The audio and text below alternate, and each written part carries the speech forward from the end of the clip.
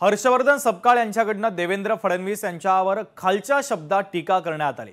हर्षवर्धन सपकाळांची टीका म्हणजे वैचारिक दिवाळखोरी आहे। सपकाळांच्या टीकेवर आता नवनाथ बन यांनी हल्लाबोल केलेला आहे। महत्त्वाची बातमी आपण पाहतोय। हर्षवर्धन सपकाळ यांनी आता देवेंद्र फडणवीस यांच्यावर खालच्या शब्दात टीका केली। तर हर्षवर्धन सपकाळांची टीका म्हणजे वैचारिक दिवाळखोरी आहे असं म्हणत सपकाळांच्या टीकेवर नवनाथ बन यांनी जोरदार हल्लाबोल केला आहे। और सबसे बड़ा भ्रष्टाचार यदि कहीं हो रहा है तो महाराष्ट्र में हो रहा है, और इसका कर्ता करविता दूसरा तीसरा कोई नहीं। तो महाराष्ट्र का जो मुख्यमंत्री है,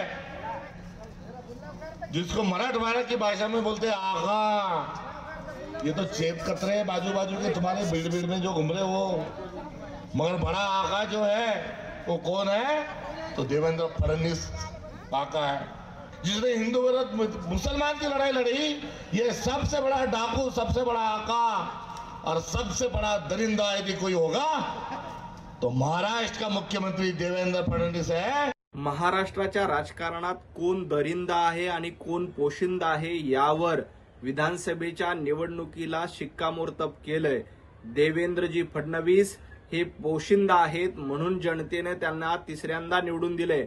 हर्षवर्धन सपकाळजी आपली अगरबत्ती कुठे लागली नाही, त्यामुळे अशा पद्धतीने प्रसिद्धीसाठी टीका करतायत। खरं तर अशा पद्धतीने देवेंद्रजींवर टीका करणं म्हणजे हर्षवर्धन सपकाळ यांची वैचारिक दारिद्र्यता आहे। काँग्रेस पक्षाची अशी अवस्था होण्यासाठी हर्षवर्धन सपकाळ हेच जबाबदार आहेत।